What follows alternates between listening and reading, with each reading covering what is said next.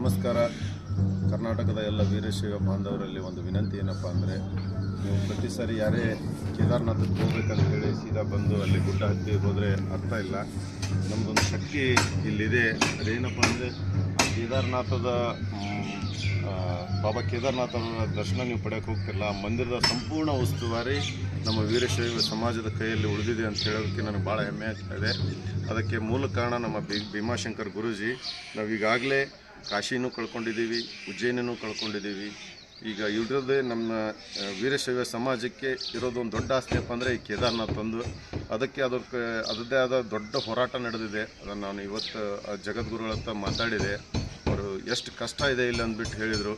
ಯಾಕೆಂದರೆ ಪೊಲೀಸ್ನವರು ಎಲ್ಲರೂ ಇವರು ಬ್ರಾಹ್ಮಿಣ್ಸು, ಜಡ್ಜ್ಗಳು ಬ್ರಾಹ್ಮಿಣ್ಸು, ಮತ್ತು ಎಲ್ಲ ಸರ್ಕಾರಿ ಇದು ಮಾಡೋರು ಬ್ರಾಹ್ಮಿಣ್ಸು, ಮತ್ತು ಇಲ್ಲಿ ಮಠದಾಗ ಸುತ್ತ ಎಲ್ಲ ಕೆಲಸ ಮಾಡೋರು ಬ್ರಾಹ್ಮಿಣ್ಸು, ಮತ್ತು ಮಠದ ಚೀಲಗಳೆಲ್ಲ ಬ್ರಾಹ್ಮಿಣ್ಸು. ಇಲ್ಲಿರೋರು 5 ಜನ ಜಂಗಮರು ಸರ್, ಜಗದ್ಗುರು ಸೇರಿ 5 ಜನ ಜಂಗಮರು. ಇದಕ್ಕೊಂದು ಪೂರ್ವ ಇತಿಹಾಸ ಇದೆ. ಇವರು ಜಗದ್ಗುರುಗಳು 324ನೇ ಪೀಠಾಧೀಶರು. ತಿಳ್ಕೊಳ್ಳಿ, 5000 ವರ್ಷದ ಇತಿಹಾಸ ಇದೆ ಅವ್ರದ್ದು. ಮಠದ ವಂಶಾವಳಿನೇ ಇವಾಗ ನೋಡಿದ್ದೀವಿ. ಯಾರ್ಯಾರು ಎಷ್ಟೆಷ್ಟು ಕಾಲ ಯಾರ್ಯಾರು ಜಗದ್ಗುರುಗಳಾಗಿ ಇದ್ದರು, ಎಷ್ಟು ದಿನ ಇಲ್ಲಿ ನಡ್ಕೊಂಡ್ರು ಅಂತ ಸಂಪೂರ್ಣ ಇತಿಹಾಸನೇ ಇದೆ.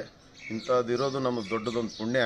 ಅಂಥದ್ದು ಬಿಟ್ಟು ನಾವು ಇಲ್ಲಿ ವಜ್ರ ಇಟ್ಟಿದ್ದೀವಿ. ಇಲ್ಲಿ ಬಂದು ಉತ್ತರಾಖಂಡದಲ್ಲಿ ಈ ವಜ್ರ ಬಿಟ್ಟು ಅಲ್ಲಿ ಊರಲ್ಲಿ ನಾವು ಅದು ಆಯಾ ತತ್ವ ಈ ತತ್ವ ಅಂತ ನಾವು ನಮ್ಮಲ್ಲೇ ಭಿನ್ನಾಭಿಪ್ರಾಯ ಮಾಡಿಕೊಂಡು ಎಲ್ಲರೂ ಬೇರೆ ಆಗಿಬಿಟ್ಟಿದ್ದೀವಿ. ಅದಕ್ಕಿಂತ ಹಿನ್ನೆಲೆ ಇರೋ ನಮ್ಮ ದೊಡ್ಡ ಆಸ್ತಿಯನ್ನು ನಾವು ಕಳ್ಕೊಬಾರ್ದು ಅಂತ ಹೇಳೋದಕ್ಕೆ ಈ ವಿಡಿಯೋ ಮಾಡಿದ್ದೀನಿ.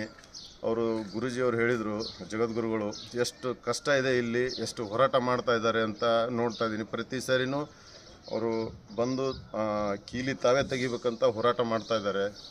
ಬ್ರಾಹ್ಮಿಣ್ಸ್ ಎಲ್ಲನೂ ಅದನ್ನೇನೋ ಮಾಡಿ ಎಲ್ಲರೂ ಬೇರೆ ಕಡೆಯಿಂದ, ಸ್ಟೇಟಿಂದ, ಸೆಂಟ್ರಲಿಂದ ಏನೋ ಪ್ರೆಷರ್ ತಂದು ಇವರು ಒಬ್ಬರೇ ಹೋರಾಟ ಮಾಡ್ತಾ ಇರೋದು ಒಂದು ಆಸ್ತಿ. ಅದಕ್ಕೆ ನಾವೆಲ್ಲರೂ ಇವರಿಗೆ ಕೈ ಜೋಡಿಸ್ಬೇಕಂತ ಹೇಳಿ ಎಲ್ಲರಿಗೂ ಕೇಳ್ಕೊತಾ ಇದ್ದೀನಿ.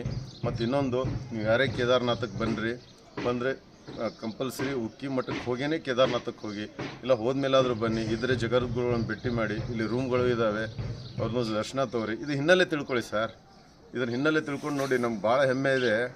ಯಾಕಂದರೆ 5000 ವರ್ಷದಿಂದ ನಾವು ಈ ಕೇದಾರನಾಥನ ಪೂಜೆ ಮಾಡ್ತಾ ಇದ್ದೀವಿ.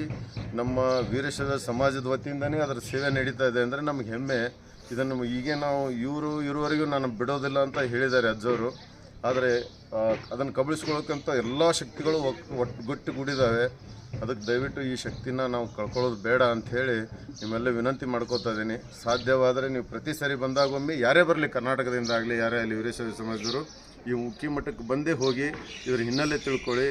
ಮೂಲ ಈ 6 ತಿಂಗಳು ಕಿರೀಟ ಕೇದಾರನಾಥನ ಮೇಲೆ ಇದ್ದರೆ 6 ತಿಂಗಳು ಇಲ್ಲಿ ಉಕ್ಕಿ ಮಠದಲ್ಲಿರುತ್ತೆ. ಅದನ್ನು ಕೀಲಿ ಹಾಕೋರು ನಾವೇ, ತೆಗಿಯೋರು ನಾವೇ.